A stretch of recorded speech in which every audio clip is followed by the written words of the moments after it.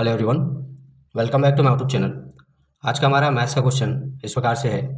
एक दुकानदार जब 36 संतरे बेचता है तो उसको 4 संतरे के विक्रय मूल्य का घाटा होता है, तो उसका हानि प्रतिशत ज्ञात कीजिए। इस क्वेश्चन के लिए जो ऑप्शंस है वह इस प्रकार से है। ऑप्शन ए है 10%, ऑप्शन बी है 15%, ऑप्शन सी है 20% और ऑप्शन डी है 25%।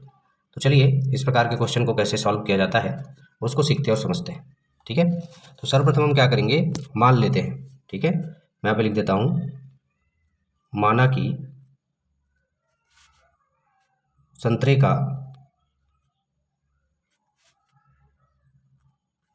विक्रय मूल्य बराबर 1 रुपये है। ठीक है, हम क्या मानेंगे, माना कि संतरे का कहने के का मतलब है यहाँ पे एक संतरे की बात कर रहे हैं। ठीक है, माना कि एक संतरे का विक्रय मूल्य बराबर क्या है, 1 रुपये है। क्लियर है? ओके, तब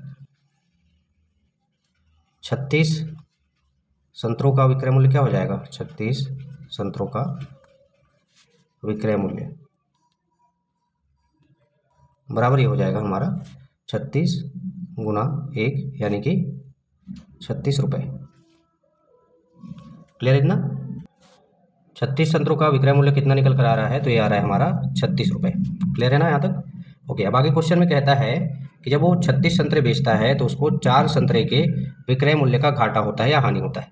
ठीक है, तो हानि बराबर क्या हो जाएगा फिर, तो यहाँ पे हानि बराबर क्या हो जाएगा, हानि बराबर में 4 संतरों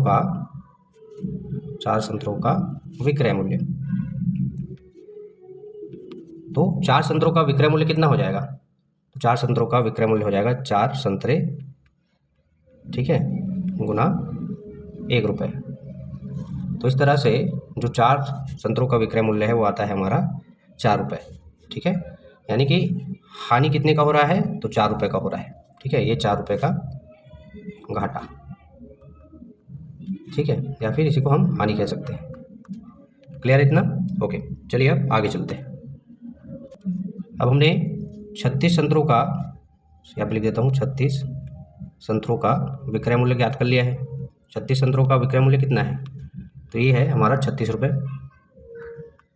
ठीक है, वहीं 4 संतरों का विक्रय मूल्य कितना है, तो 4 संतरों का विक्रय मूल्य बराबर हमने निकाला 4 रुपये। ठीक है, इसलिए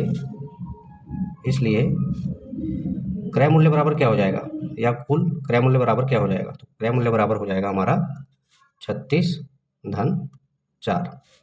ठीक है, तो इस तरीके से जो कुल क्रय मूल्य है या क्रय मूल्य कितना आएगा, तो ये आएगा 40 रुपये।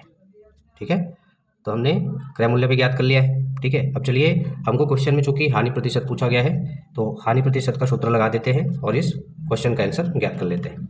ठीक है, तो हानि प्रतिशत का जो सूत्र होता है वो क्या होता है, तो सूत्र यहाँ पे मैं लिख देता हूँ, हानि प्रतिशत बराबर में, ऊपर में क्या आ जाएगा, ऊपर में आ जाएगा हानि बटे में क्रय मूल्य और गुणे में 100। तो हानि या घाटा कितने रुपए का हो रहा है, तो हानि हमको हो रहा है 4 रुपये का, क्रय मूल्य हमने निकाला 40, ठीक है, और गुण में क्या है, 100 है। ठीक है, अब चलिए इसको आगे सॉल्व करते हैं। तो 40 का एक शून्य जो है 100 के एक शून्य के साथ में कैंसिल हो जाएगा। ठीक है, 4 से जब 4 को भाग देंगे तो एक बार में चला जाएगा। हमारे पास ऊपर में क्या बच रहा है, 1, और इधर क्या है, 10। तो 10 और 1 का जब गुना होगा तो कितना आएगा, ये आएगा 10%। ठीक है, यही हमारे इस क्वेश्चन का आंसर होगा।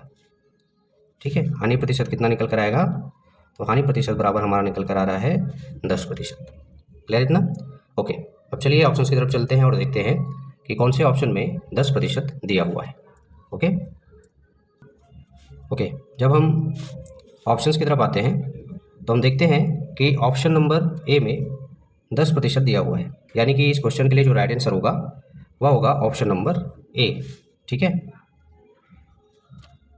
दुकानदार जब 36 संतरे बेचता है तो उसको 4 संतरे के विक्रय मूल्य का घाटा होता है। ठीक है, तो उसका हानि प्रतिशत कितना होगा, तो उस दुकानदार का जो हानि प्रतिशत है वह 10% होगा।